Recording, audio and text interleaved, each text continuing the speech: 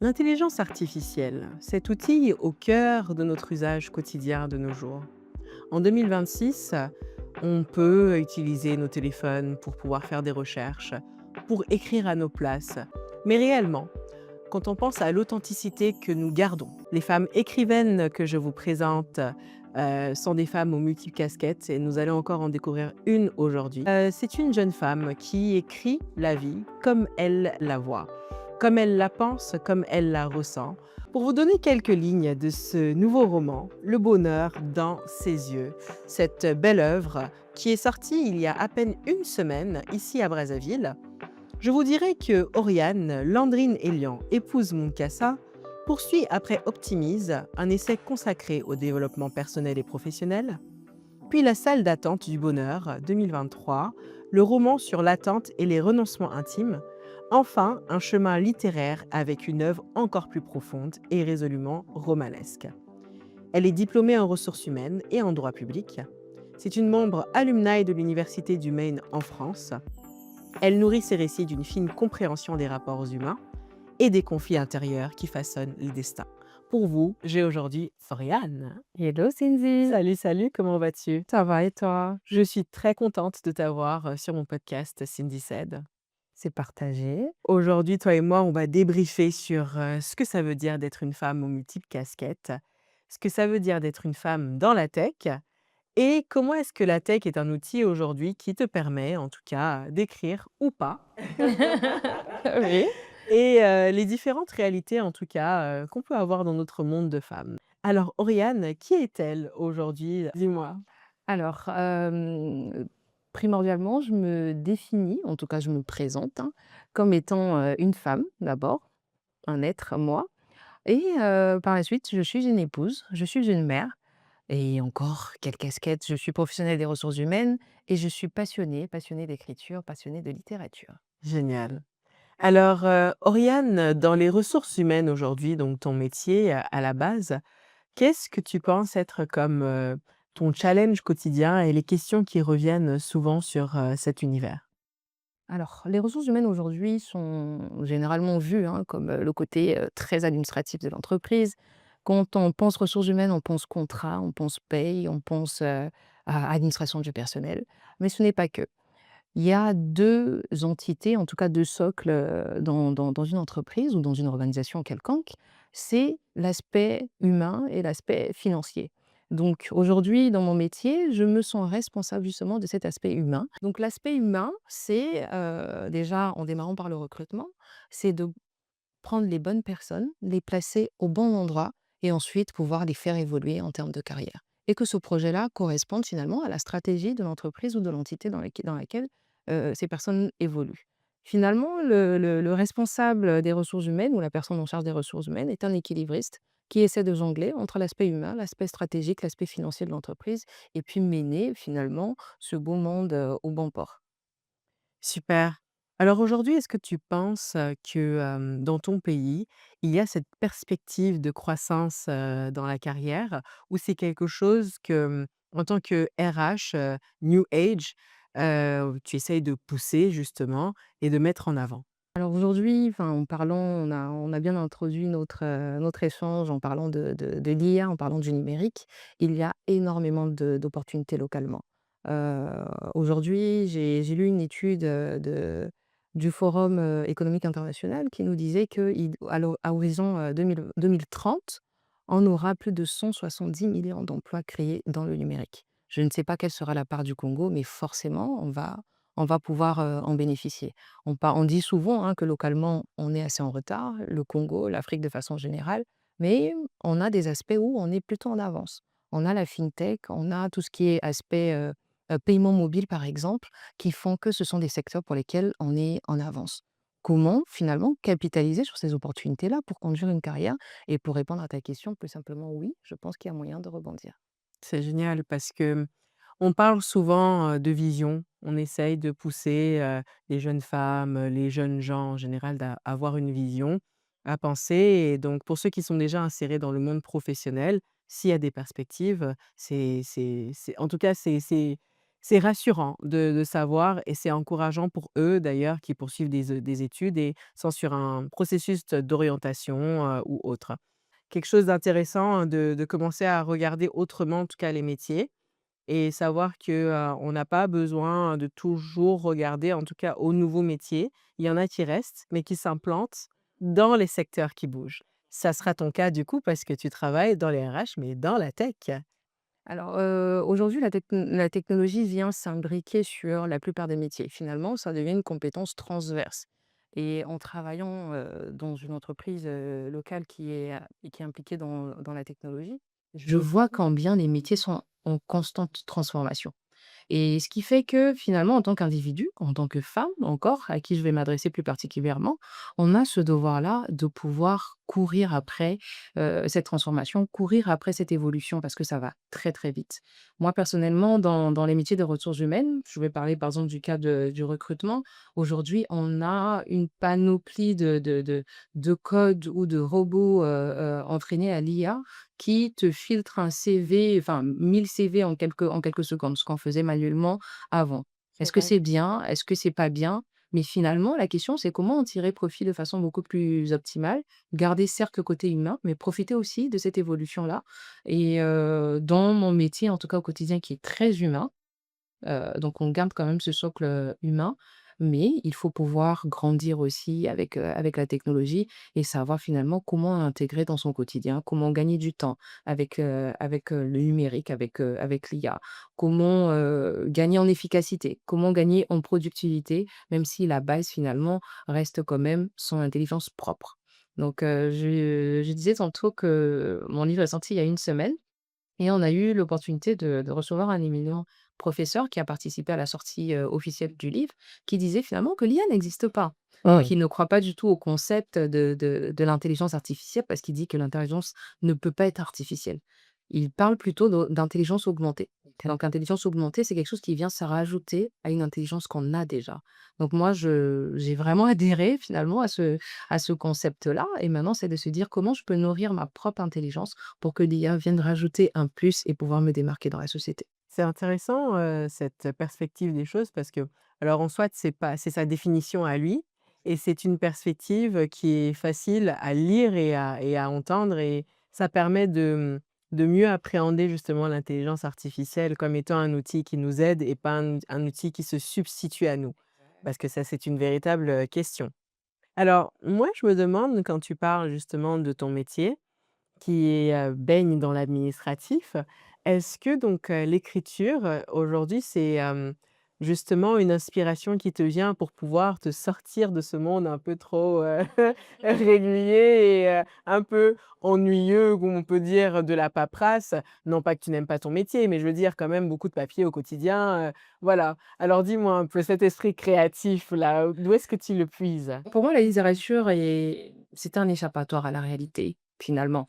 Oui, bien sûr, ça me sort de mon quotidien, de façon générale, pas que de mon métier. Ça me sort, même de ça peut être de l'emprise de la famille. Je parle d'emprise, quelle que soit la beauté de la famille. On les aime beaucoup, mais on a besoin de se retrouver des fois soi-même et il y a cette profondeur que je trouve dans la littérature et dans l'écriture particulièrement et même, la lecture d'ailleurs, qui me permet, moi, au final, de me transcender, de sortir vraiment de ma réalité et de trouver une source d'épanouissement qui n'a pas comment dire? Qui n'a pas de frein, en fait. Parce que, justement, de ce côté-là, de ce côté littéraire-là, j'ai énormément de liberté. Une liberté qui n'a pas de limite et qui retranscrit dans ma vie quotidienne pour être encadrée par un certain contexte, par une certaine tradition, par des certaines mœurs et cetera, Mmh. qu'au final, dans la littérature, je me retrouve très librement. Pour répondre à ta question, comment est-ce que je trouve mon inspiration? Bah, finalement, je m'inspire de tout, de tout. C'est, il y a un auteur qui disait, j'oublie le nom, qui est finalement: «On ne crée rien, on n'invente rien». Il y a quelque chose qu'on a dû voir de façon subtile.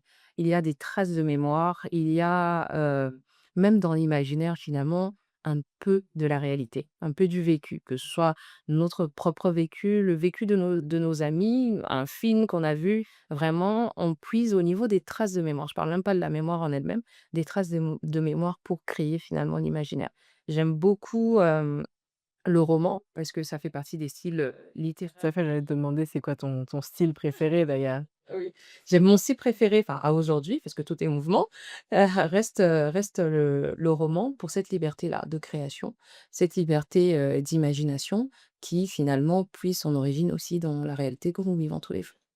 Alors j'aime bien quand tu dis «tout est mouvement» parce que déjà dans les quelques mots là, dans cette 2e séquence en fait de notre échange qui est, sur, la femme et la liberté qu'elle peut avoir aujourd'hui. Tout est mouvement, c'est quelque chose qu'on peut se permettre de dire aujourd'hui en tant que femme, hein, alors en ce moment j'aime le rouge, demain j'aimerais le jaune, hein, mais voilà. Ne me mettez pas dans une Mais case. mettez pas dans une case. C'est très beau de voir aujourd'hui que, les femmes peuvent se permettre d'être tout simplement, n'est-ce pas? Totalement. Mmh. Aujourd'hui, notre, génération a la chance ou l'opportunité d'avoir déjà des modèles de liberté féminine. Ce que peut-être d'autres générations, la génération de nos grands-parents n'avaient pas. Aujourd'hui, je suis dans une famille où je vois ma mes en tout cas mes figures maternelles, comme on va parler que de ma mère, épanouies, soit dans leur métier, soit dans leur foyer, soit dans leur vie quotidienne et qui ont finalement eu le choix, ce choix, qu'on hérite, hein, parce que quelle que soit notre capacité à vouloir s'émanciper, si on est dans un environnement ou dans un cadre qui ne nous le permet pas, il sera très, très difficile de se sentir libre. Tout à fait. Donc on a cette chance-là d'arriver à une époque finalement où on a quand même assez de modèles de liberté. Maintenant, est-ce qu'on se sent assez libre?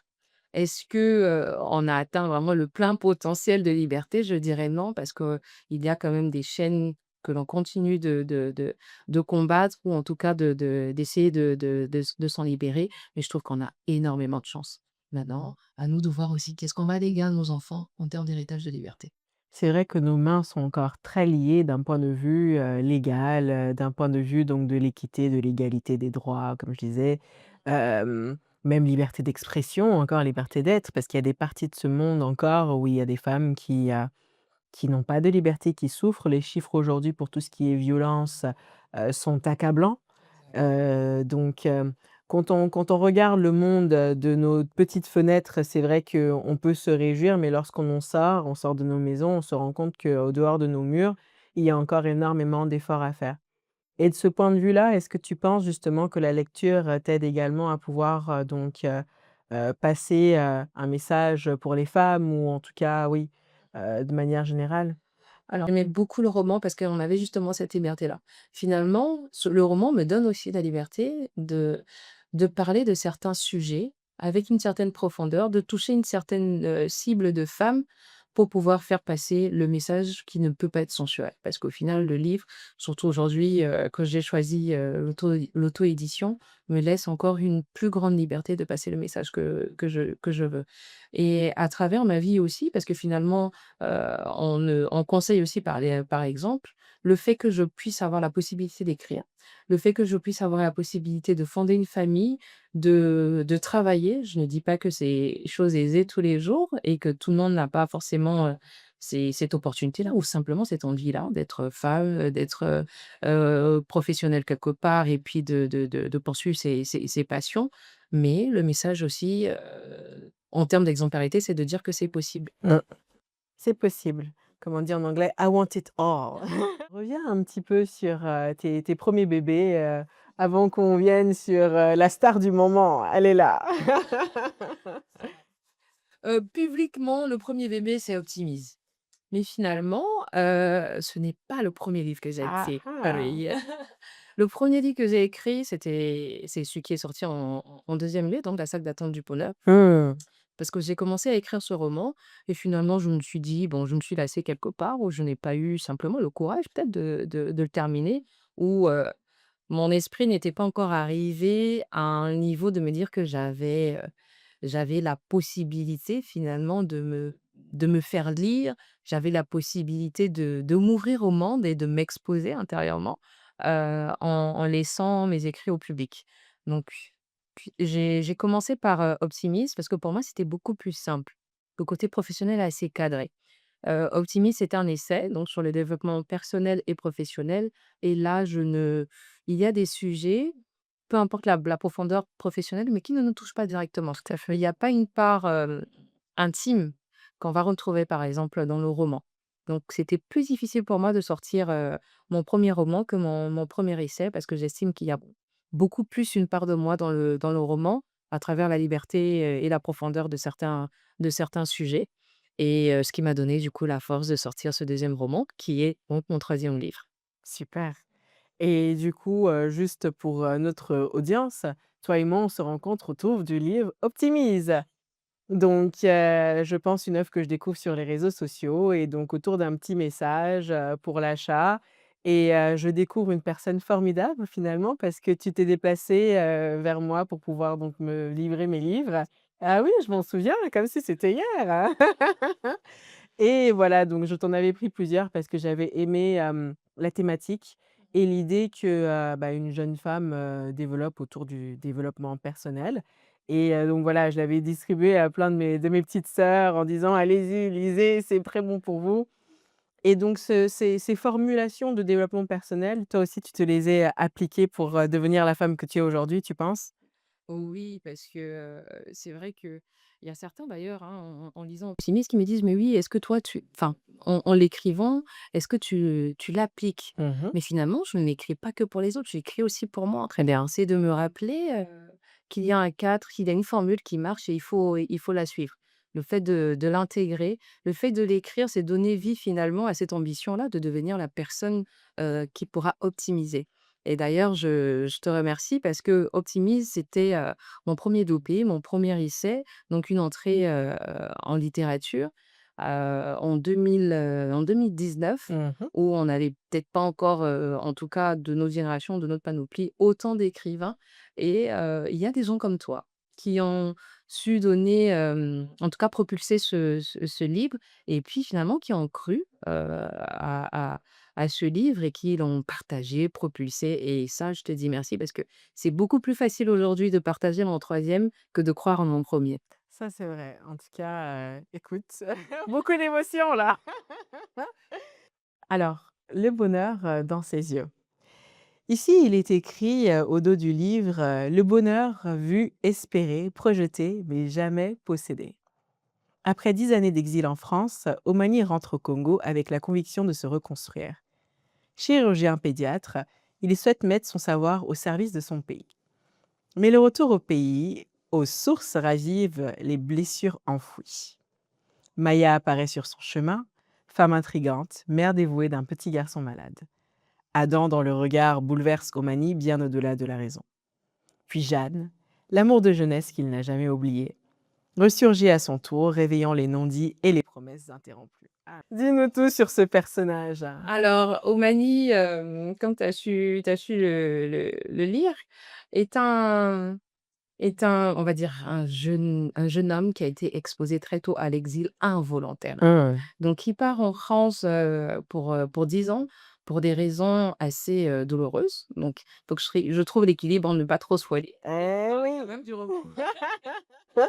Et il part comme ça pendant 10 ans pour des raisons douloureuses et il a du mal finalement à rentrer chez lui parce qu'il a peur de ses vieux démons. Il a peur de retrouver un passé qui finalement l'avait poussé vers l'exil. Il prend finalement, son courage à bras-le-corps, il décide de revenir et là, il, rencontre Maya qui elle aussi a ses blessures et finalement les blessures de Maya et les blessures d'Omani se reconnaissent. Ils partagent une même histoire assez triste et il y a quand même une connexion qui se crée entre les 2 et de fil en aiguille, Maya, succombe un peu à ses vieux démons et à ce moment-là, il retrouve également Jeanne, qui était son amant d'enfance OK. avant ses périodes d'exil et on a ce triangle ou ce trio, de destin qui, chacun dans son couloir, chacun dans ses combats, essaie de trouver le bonheur. Qu'est-ce que le bonheur finalement? Moi, je le définis aujourd'hui comme étant vraiment un processus, hein. Le bonheur n'est pas, comme on dit, c'est pas la destination, mais c'est le processus. Mmh. Le bonheur, c'est, ce qu'on poursuit, ce pourquoi, en tout cas, on idéalise. Mais finalement, le bonheur, c'est peut-être de s'arrêter, de se dire que: «Qu'est-ce que j'ai accompli? Où j'en suis? Est-ce que finalement je ne suis pas déjà heureux?» Mmh. La question, qu'on se pose finalement après avoir fait donc l'introspection, la fameuse introspection. Et oui, parce que, la véritable, problématique aujourd'hui en tant qu'être humain, je pense, c'est de savoir, faire une pause dans ce monde qui va très, très vite. Et toi, dans le monde de la tech, justement, c'est quelque chose que tu observes tous les jours, c'est des inventions, des innovations, des nouvelles idées. Et toi, tu as un côté créatif aussi. Comment est-ce que tu fais, pour justement conceptualiser cette idée de l'introspection? Surtout aussi en Afrique, cette Afrique qu'on essaye de redéfinir et qu'on veut représenter. Ouf, tellement de choses. Alors, il y a quelque chose qui caractérise notre génération, c'est l'ambition. On est ambitieux, on a envie de réussir, on a envie de tout bien faire. On court finalement après cette technologie qui va très vite, qui va trop vite pour nous, mais on essaie de suivre parce qu'on est ambitieux, parce qu'on n'a pas envie qu'une opportunité nous échappe et cetera. C'est bien beau, mais finalement, est-ce que même dans cette course-là, sommes-nous sûrs qu'au bout du compte, on sera heureux de l'avoir attrapée, la technologie, même si finalement c'est une chimère? Est-ce qu'on est sûr que, après toute cette ambition-là, on sera heureux? Mmh. On vient à la question de se dire: «Qu'est-ce qui nous rend heureux au quotidien?» Est-ce que c'est la famille? Est-ce que c'est le travail? Qu'est-ce qui est le socle de notre épanouissement? C'est en se posant ces questions-là, en faisant justement cette introspection-là et en essayant de se détacher aussi de la pression la pression de la famille, la pression du travail, la pression finale de notre environnement et se poser la question même simplement: «Qu'est-ce qu'on aime vraiment nous-mêmes? Qu'est-ce qui nous rend heureux?» C'est vraiment ça le début du bonheur. Bah, écoute, j'en reviens, en t'écoutant à la question donc de l'intelligence artificielle et ce que, cette intelligence vient soulager dans notre quotidien. Alors toi, en tant qu'écrivaine, tu dois certainement te poser une question et une problématique lorsque tu écris. C'est de savoir la part que l'IA peut faire dans ton écriture et la part que tu voudrais surtout pas qu'elle vienne prendre. Toi, comment est-ce que tu conceptualises? Je reviens sur le concept de l'intelligence augmentée. Ça veut dire Très qu'on bien. a une base et puis on essaie de rajouter. Mmh. Vu comme ça, je rappelle que l'écriture pour moi c'est enfin, pas pour moi, l'écriture c'est l'art et l'art a quelque chose d'assez profond, d'assez spirituel même, je dirais. Parce que comme je disais, lors de la sortie officielle du livre, les gens m'ont posé la question de savoir: «Qu'est-ce que tu attends, en tout cas, de ce que les gens vont recevoir après lecture de ton roman?» heu, Finalement, on ne peut pas dicter le ressenti de la personne après lecture. Donc chacun va percevoir la lecture de ce roman selon sa vision, selon sa semence même, je dirais et partant de ça, justement, j'estime qu'il y a un fil spirituel que l'IA ne peut pas avoir. Il y a un fil, humain, il y a quelque chose de,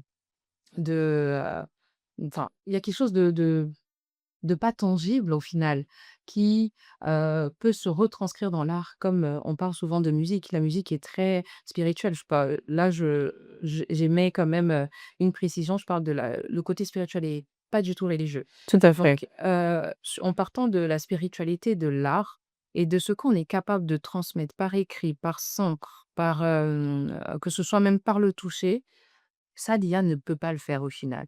Ce que l'IA peut nous apporter, c'est peut-être améliorer la forme, améliorer la façon de dire quelque chose, améliorer, en tout cas en termes d'écriture, améliorer éventuellement les codes de la littérature, parce que bien entendu, l'IA le maîtrise mieux que nous, mais il y a cette part humaine qu'il ne faut pas perdre. C'est pour ça que je suis contre les auteurs ou les écrivains qui soumettent la partie imaginaire ou la partie créative à l'IA. L'IA peut te créer une histoire, mais elle n'aura pas de cœur. Ce Mmh. sera vraiment pour moi comme un corps sans vie. Effectivement, là, on parle d'âme, en fait. Oui. Oui, l'âme de ce que tu écris, l'âme de ce que tu crées, hein. De ce côté-là, c'est vrai que, c'est ce qui fait la totale différence entre un humain, Oui. un corps, qui emprisonne un esprit et une machine qui, a un système qui s'est créé autour d'une collectivité d'intelligence. Waouh! Je m'attendais pas du tout à effectivement, faire cette, distinction entre le spirituel, l'âme et puis, l'IA parce que c'est là, en fait, la clé de la différence. Ouais. Et écoute, pour, terminer, notre échange, revenir encore sur cet aspect donc, de la liberté d'être, d'une femme, parce que tu dis que la lecture est un échappatoire. Aujourd'hui, toi, tu conseilles donc à une femme d'avoir son petit jardin secret. Il faut, d'une manière ou d'une autre, trouver, quelque chose, qui permet de sortir. Ah, pour moi, c'est l'écriture et la lecture aussi parce que j'essaie vraiment de beaucoup lire. Heu, Ce n'est peut-être pas la même formule pour chacun de nous, mais il y a forcément quelque chose qui nous permet de se retrouver soi-même. Ça peut être la musique comme, je disais, ça peut être la musique, ça peut être, heu, enfin, je peux pas dicter en tout cas en termes d'activité, mais c'est vraiment trouver quelque chose qui nous fait ressentir être nous-mêmes. Sans chaîne, on en a parlé tout à l'heure, sans chaîne de la société, sans jugement surtout, sans regard des gens, mais quelque chose où on se dit qu'en faisant ça, j'ai l'impression d'être vraiment moi. Vraiment quelque chose qui me correspond, qui correspond à mon être. Et enfin, si tu devais te poser cette question-là, c'est du coup, les femmes d'avant, est-ce qu'elles se sentaient vraiment elles alors? Alors, j'espère pour elle, mais j'en n'en suis pas convaincue. Je n'en suis pas convaincue parce qu'on n'avait peut-être même pas le luxe de se poser la question. On n'avait peut-être même pas ce luxe-là. On était peut-être dans un cadre qui nous, obligeait à une survie qu'à une vie. Aujourd'hui, on a peut-être un certain confort, en tout cas tu l'as rappelé tout à l'heure, de notre fenêtre parce que toutes les femmes du monde ne n'ont pas encore atteint peut-être ce niveau, de liberté. Mais nous, on a atteint en tout cas ce confort-là qui nous permet de nous demander si on est heureux ou pas. Il y en a aujourd'hui qui sont encore dans la survie. Et j'imagine aussi que c'était peut-être le cas de beaucoup d'autres femmes avant nous. Donc, à comparaison, en tout cas, je dirais qu'on a énormément de chance. Énormément de chance. Mais écoute, ta caméra est de ce côté. J'aimerais que tu adresses donc un petit message aux femmes, mais également, aux hommes lecteurs de ton livre parce qu'il s'adresse, à tous. Omani est un personnage, masculin Oui. et donc, qu'est-ce que tu pourrais dire, comme dernier mot, de motivation, pour l'ouverture à la lecture? Mais également, voilà, en tout cas, je te donne la liberté, Oriane, de t'exprimer. Merci beaucoup Cindy. Avant de dire mon mot de la fin, j'aimerais vraiment te remercier pour cet échange je m'attendais pas en fait, hein, qu'on soit aussi profonde, Tu vois, hein? qu'on soit aussi profonde et vraiment ça a été fait avec beaucoup de joie et Merci. merci de m'accueillir sur ton plateau et sur ton podcast surtout. Merci, Je merci. souhaite, maman, beaucoup de succès. Alors, mon mot de la fin, serait peut-être de dire, aux jeunes femmes et aux jeunes hommes qu'ils ont la possibilité d'être ce qu'ils sont au fond d'eux. Souvent, on fait plaisir aux parents, on fait plaisir au mari ou à la femme, on fait plaisir au patron, on fait plaisir à notre entourage, mais au final, le bonheur, c'est d'atteindre ce niveau de liberté qui nous permet de faire ce qui nous rend heureux soi-même. Ce qui nous rend heureux, n'est pas forcément, ce qui fait gagner de l'argent, n'est pas forcément, ce qui est la définition de l'épanouissement par rapport au commun des mortels. Faites ce qui vous rend heureux. Posez-vous la question dans votre être le plus profond: «Quelles sont les actions que je peux faire pour me rapprocher de mon moi intérieur?» Écoute, Oriane, tout est deep ici, comment? Je dis ton français est lisse, quand on t'écoute, la voix est mielleuse. Non, mais tu sais, ce sont des attributs qui viennent avec l'écriture qui sont très importants parce qu'aujourd'hui, avec les différentes plateformes qui nous sont offertes, la lecture, on essaye de repousser un petit peu, les gens à aimer la lecture, mais les différents autres formats demandent d'autres compétences. Donc si tu veux faire un podcast audio, en tout cas, je pense que ça va marcher et puis, voilà, elle m'a ramené un chic, une bonne humeur, dans le podcast. Je suis très heureuse d'avoir, pu partager cet échange avec vous. Je vous, remontre, la cover, donc Le bonheur dans ses yeux. Alors où est-ce qu'on se le procure, Oriane, aujourd'hui? Alors sur, Brazzaville, le roman est vendu à la Fnac. Très bien. Son roman est vendu à la Fnac.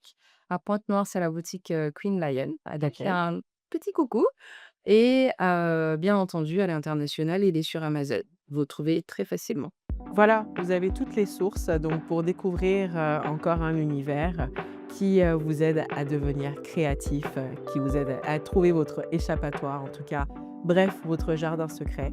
Cet échange, nous a emmenés, en tout cas, à, réfléchir sur la complexité de l'être et sur les différents aspects, en tout cas, que les outils comme l'intelligence artificielle, mais également la technologie en général peuvent nous apporter, mais où est-ce que de nous-mêmes, nous devons trouver des limites à leur utilisation. Je vous dis à la prochaine pour un prochain débrief.